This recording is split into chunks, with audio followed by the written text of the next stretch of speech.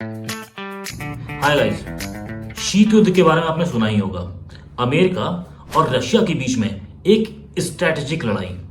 लेकिन इस स्ट्रेटेजिक लड़ाई में कई सारे प्लान और प्रोजेक्ट ऐसे हुए जो सुनने में तो किसी फिल्म का एक प्लॉट लगेंगे, लेकिन वास्तव में वो थे। तो आज के वीडियो में आपको बताने जा रहा हूं उन 5 प्लॉट्स के बारे में। पहला है एक्स्टिक किटी। प्रोजेक्ट एक्स्टिक किटी 1960 के दशक में शुरू किया गया, जिसमें किसी बिल्ली के कान के भीतर और दिमाग के भीतर ट्रांसमीटर और माइक्रोफोन फिट कर दिए जाते थे और उन बिल्लियों को किसी उस क्षेत्र में छोड़ दिया जाता था जहां पे हाई लेवल मीटिंग्स होनी है। इस पूरे प्रोजेक्ट पर $20 मिलियन का खर्चा आया, लेकिन इसे बंद कर देना पड़ा क्योंकि बिल्लियां हमेशा वो नहीं करती थी जो लोग चाहते थे। अगला है प्रोजेक्ट आइसवर्म। ये सुनने में किसी बॉन्ड फिल्म का प्लॉट लग सकता है, लेकिन ऐसा वास्तव में हुआ था। हुआ यूं कि अमेरिका ग्रीनलैंड की बर्फ के नीचे एक परमाणु परीक्षण करना चाहता था और इसके लिए 250 मील लंबी सुरंग भी खोद ली गई और 200 इंजीनियर्स को वहां बसाने का एक निर्णय भी हो गया। लेकिन जमीन के नीचे और बर्फ के नीचे होने वाली चुनौतियों को देखते हुए इस प्रोजेक्ट को बंद कर दिया गया। और यह सामने कब आया? जब ग्रीनलैंड की बर्फ पिघली कुछ दशकों बाद।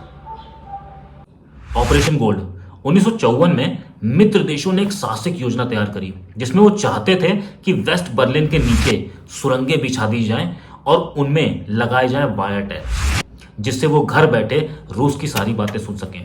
ये प्रोजेक्ट 1956 तक चालू रहा और 1956 में अचानक गलती से इनमें से एक सुरंग खोद दी गई। दोनों ही पक्षों के अलग अलग दावे थे।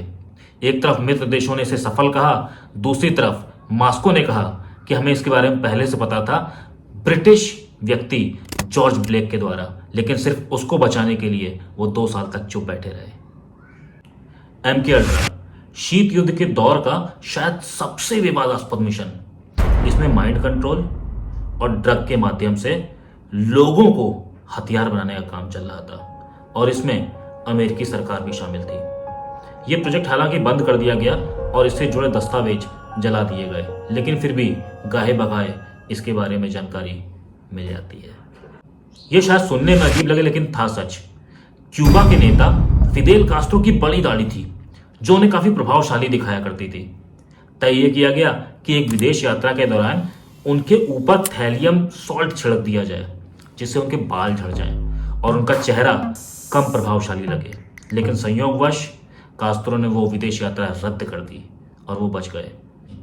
तो जिस तरह शीत युद्ध में कई सारे प्रयोग होते रहे, उसी तरह मेरी नई रिलीज किंचुल्का युद्धम शरणम गच्छामि में भी इस तरह के कई प्रयोग आपको देखने को मिलेंगे। तो अगर आप साइंस फिक्शन पसंद करते हैं, आपको युद्ध की कहानियों में दिलचस्पी है, तो जरूर पढ़िएगा युद्धम शरणम गच्छामि।